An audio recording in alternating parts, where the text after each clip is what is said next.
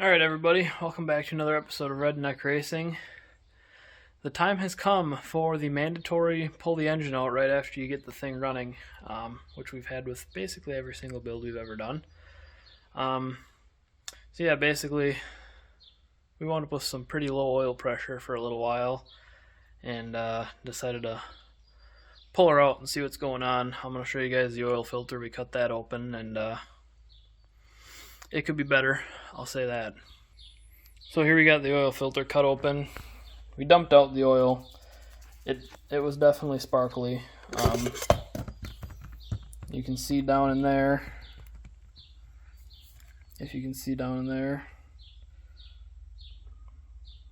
there's some sparkles and a little bit of junk. So I'm not sure what that exactly came from. I don't know if that's.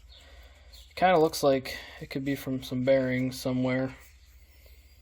I'm kind of hoping it's the old oil pump that I didn't replace, just kind of doing old oil pump things, because that oil pump has however many miles the motor had on it, which could potentially be a lot. The filter's got some glitter in there as well. It's not like terrible bad, but it's pretty bad. So we're gonna go ahead and start pulling the motor out. The motor needed to come out anyways. I don't know if you guys saw in a couple of videos, but the oil pan sits real close to the ground. So I've kind of been planning on getting a new oil pan for it, get a Holly swap pan or something, just to give me some more ground clearance. And we're most likely gonna have to pull the motor out to get that oil pan out of there anyways, or at least to make it easier. So we're just gonna go ahead and pull the whole motor out, take a look at the bearings, pull her out and take a look.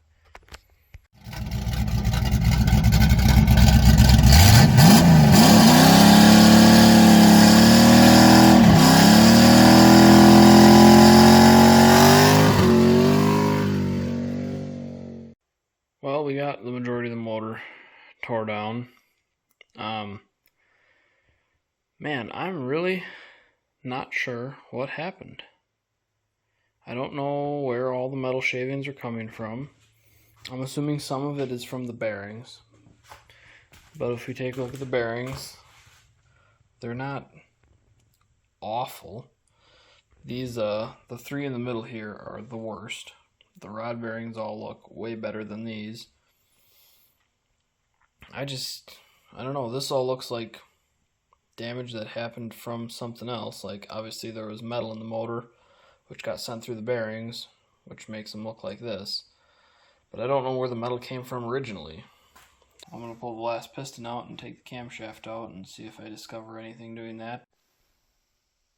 Okay, I'm trying to take the camshaft out right now, and found another issue with the happenings or the goings on here.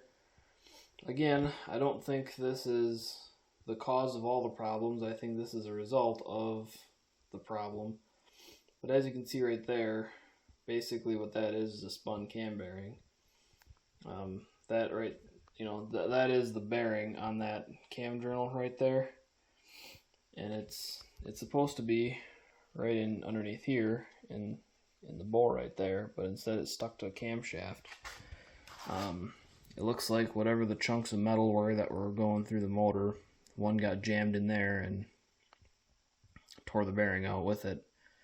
So I don't know what the camshaft, what that journal is going to look like. I hope it's not terrible, because I'd like to still use this cam, but I don't know. Alright, so camshaft is out of it. It's not terrible. It's definitely seen better days, but I think we can save it. It's this is definitely the worst one right here. It looks like it's seen a little bit of heat, but the surface still feels pretty smooth. I can't catch a fingernail on anything. It definitely feels a little rough, feels a little gritty like most of the crankshaft does, like something went through the bearings. I think I'm just going to tell myself it was the cam bearing's fault.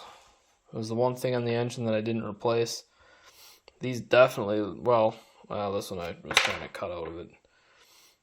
But yeah, these bearings definitely look pretty beat. They looked kind of beat before, and they definitely look beat now. So I think I'm just going to say this is the problem. All the rest of the material, the non-magnetic material, is probably whatever brass or bronze or whatever these bearings were made out of, or whatever kind of finish they had on here that was wearing off, and that's probably not magnetic. So I'm just going to say that's what it was. All the surfaces are still smooth. This one's a little bit rough, but honestly, if this was a crankshaft main journal, I'd just take some 800,000 grit sandpaper with a shoelace and go around there a couple times with some WD-40 and call it good enough, which is exactly what I'm going to wind up doing to the crankshaft as well, because the rod journals are really good yet, but the main journals, you can kind of hear that. It's not great. Alright guys, so other than the camshaft needing to be polished and the crankshaft needing to be polished, everything else seemed just fine. I was kind of afraid that the lifters are going to be bad and I was going to have to get new lifters. When I saw that the cam bearings were all screwed up, I was afraid that I was going to have to get a new camshaft, but that looks like it's savable. So we'll be back when we get all this stuff ready to throw back together and update you guys with all that when it's getting ready to go back in the car. Alright guys, we're back.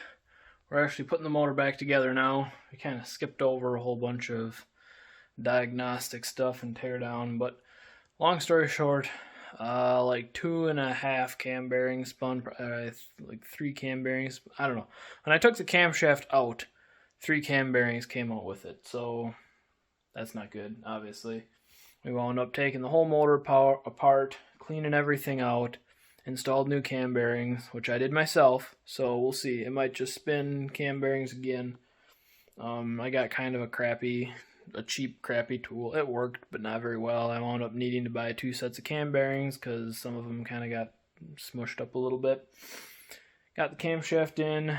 As of right now, as you can see, we got pretty much the whole bottom end of the motor put together. You can see there's something going on with the windage tray here. I'll explain that in a second. But yeah, we got the bottom end put together. Camshaft seems to be okay now. It was kind of hard to turn when we first put it in, but once we got it lined up where it's supposed to be in the motor, now I think it's okay. Everything spins over nicely now. So what we got going on with the windage tray, I'll flip the camera around and show you guys the oil pan situation we got going on here. So there's the new oil pan that we're going to be installing on this. If you guys saw in the last video, the clearance between the bottom of the oil pan and the ground was about 1.5 inches, maybe less. Wasn't a lot. So this should give me an extra 3 inches of clearance. It's a Holley 302-2 knockoff edition oil pan.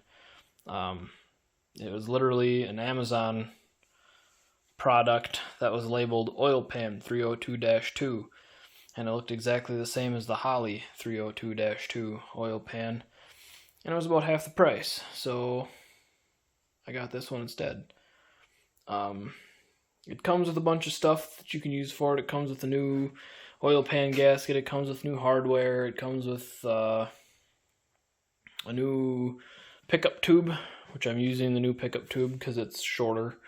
And when you use this oil pan, you got to whack the windage tray off. About right here is where I hit it. Basically right where this ledge is. The windage tray doesn't fit past this point on the oil pan. So just whacked it off there. We got 6 out of the 10 bolts in. And then we also had to whack a divot out of it right in here to clear the pickup tube going across. So I don't know if the windage tray is really doing any good anymore. Probably around the sump and in the front of the pan where there's no clearance for it anyways. And I guess the pan just kind of acts as your windage tray. So should be good to go with that. Gonna kind of keep installing everything else. Everything else should be a pretty factory install. So we'll probably see you guys tomorrow morning when we're putting the motor and tranny back in the car. Okay, folks, so a lot was skipped since the last time we showed you what was going on with the old Buick and the oil pressure situation here, but basically we're pretty sure it's fixed now. We got the motor back in the car, we got a different oil pump on the car, and the oil pressure still does some weird stuff every once in a while, but we're pretty sure it's because the sending unit is broken or leaking. The sending unit is leaking oil ever so slightly, just a little minor oil leak. So we're pretty sure that's something's not right with that. I think it's just broken. So we'll probably wind up replacing that in the near future, but we're gonna try and take this out for a little spin here today and see how everything goes. We have taken it out for a little spin prior to this, and everything seems okay, so we're gonna try her again. We've actually got some seat belts for the car now that we're going to put in, and we're going to bolt the passenger seat to the floor so that passengers don't die. That would be kind of nice, huh? Don't you think? Seat belts are, I never thought you needed them before, but I almost met Jesus in this thing. And I ain't ready A couple yet. times. A couple times. So yeah, we're going to put some seat belts in this and see if we can take her for a spin without it either losing oil pressure, overheating, or just like blowing up in a massive ball of fire. So stay tuned for that.